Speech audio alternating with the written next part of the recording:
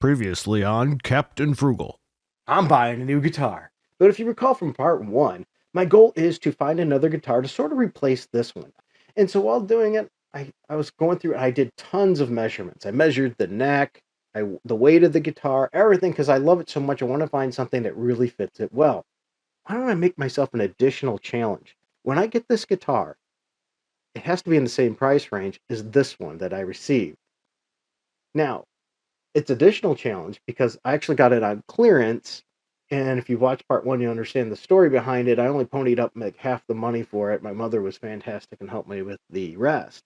So really, I could say my budget was probably around $400 and below. If I want to get more serious with the clearance discount and everything, it's probably around $250. All right, so I ordered the guitar. I actually ordered it through a company through AliExpress. Now, I did my research, making sure that they're a reputable company. This factory in China focuses on customizing and making personalized electric guitars according to their customers' specifications, which worked out perfect for me because I was wanting to get something that matched my Charvel. And the total cost, are you ready? $232. That's tax, shipping, and everything. Now, it did take me quite a while to get it. I waited over 2 months. They contacted me and said it's going to take a little while because they didn't have anything exactly like that. They had to make more customized for the neck and things like that. So it took around 2 months before I got it. And the seller contacted me, kept me updated all throughout. So I had no problem giving them more time. Now, are you ready to see the guitar? Here we go. Here it is. Here's the guitar. Now, I will tell you, I didn't realize they were going to put Ibanez gem on there because it pretty much is a gem. The gem almost matched all of my specifications, except for a few minor things. But here it is. So let me give you the specs of this guitar. All right. So it's a solid body guitar, of course.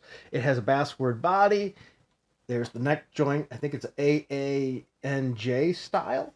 It has a Floyd Rose style bridge. Now, one of the things you could tell if it's a cheap bridge or not is if the bridge pins turn easily. And I will say they're a little stiff. This might be a bridge to replace later, but I did oil them and they work a lot better. It has a white pearloid pick guard on it. Really nice. It does not have locking tuners on it or anything there. As you see there's the tuners. I'll give you some more close-ups in a little bit. They do say Ibanez on them, but of course you don't need locking tuners when you got a locking nut there. Gold hardware. I love it. It's matched up to be like the Gem Prestige there. It has a rosewood neck and it's scalloped on the 21st through 24th fret, which is something I did not have on my Charvel, but I thought I'd give it a try. And you know what? I'm really liking it. It has Dismargio Evolution pickups in there. At least they claim they are. That I can't verify, but I will tell you, I liked how they sounded. It has a five-way switch here. 1, 2, 3, 4, 5. Normal, master, volume, and tone. And look, it has the carve out, so you can really use the tremolo well. You could lift up on it. It's great, really well working there, as long as I don't beat up my microphone. But the question really is, by the way, also, it came completely perfect shape. No dings, nothing. I did not have to do any fretwork at all, which really shocked me because I gave it the old test. Not a single bit of fret sprout there. I did have to do some minor adjustments to the string height there because the string height was a little higher than I like it to be, but I do like mine to be incredibly low. So that makes sense there. Intonation was already set very well. I was very pleasantly surprised. Now, the guitar was not into it. It came packaged in 2 pieces of styrofoam really well. No issues at all. But one thing I did have is the high E string was broken when I received it. Don't know why, but it was. So I'm guessing you probably want to know how it sounds, which makes sense. I mean, why else would you get a guitar? So the next little clip I'm going to be playing here, all the guitar was recorded with this guitar. Then I'm going to give you the pros and cons. So let's check it out.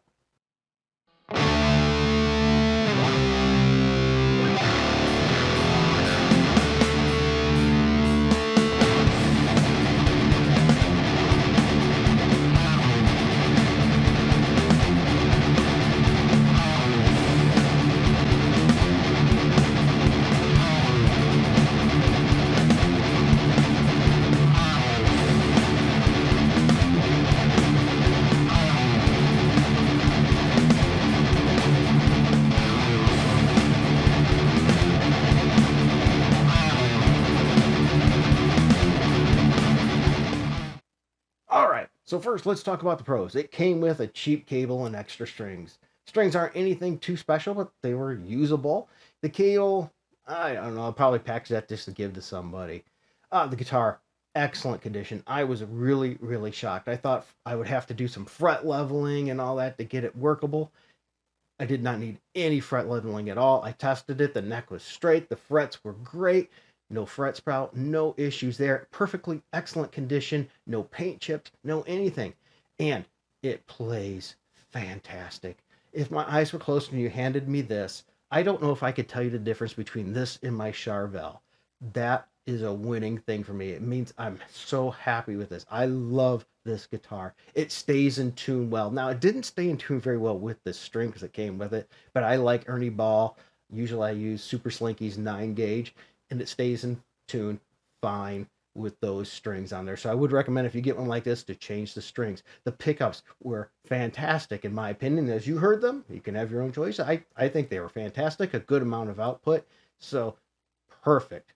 And the negatives, well, I thought the neck pickup has a little bit low in the output. I might check that out later to see if there's an issue there, but I don't really think there's an issue. I just think that I'm maybe a little too picky. But there you go, my new guitar. If I ever get rid of it, which I don't plan on doing, I will make sure that somebody knows this isn't a real Ibanez gem. I don't want to ever, treat somebody wrong and try to gyp somebody. And if anybody knows real well, they should be able to figure it out on their own. But everything on this, fantastic, absolutely fantastic. Matter of fact, I think on the regular gems you don't see Dismargio on the pickups either. So I don't really think these are true Dismargio pickups, but they sound great. And I think that's something that people put too much into is the brand of pickup. There is a lot of fantastic pickups, mainly as long as they're clean, articulate, and put out enough output. They're wonderful. It doesn't put out as much output as my Charvel, but I'm actually happy for that because my Charvel's output, it's a little hot for a lot of recording, so this works great. I've actually got it in drop D right now, which I am absolutely loving this thing. So there you go, $232. That is the guitar I ended up getting, and I am not disappointed at all. I hope you watched part 1, part 2 with this journey from me, and you're going to hear more from this guitar. I'm going to be doing some other product reviews with this guitar too, so you're going to see it a lot. Thank you everybody for your time. I greatly appreciate it. And until next time, keep it frugal. Hey guys, today's video is sponsored by My Wallet. Yeah, I'm not trying to push any kind of wallet or pimp any wallet out. What I mean is it's sponsored by my personal wallet and the cash that comes out of it to pay for these things. If you want to help with this, you can hit like, subscribe, that notification bell. Those are great ways to get started. But if you find yourself in a position where you can help the channel more, we have a Patreon and a subscribe star down below that you can click on those links. And for as little as $1 a month, you'll have special videos and things to just you, music that you can get. Or maybe if you wanted to, a one-time donation just to help out, we have a Streamlabs link down below. Or we also have, if you go to the Patreon shop, you could buy a song for like $3. I wish I could put them a little lower, but that's the minimum they allow for that. So there's lots of options. Sometimes you might even see an Amazon link. If you want to buy anything through Amazon, click on my link first, then go through there. That'll give me a couple pennies, possibly that way too as well. So there's lots of ways you can help out the channel, because without you, it would not be possible. So thank you, everybody.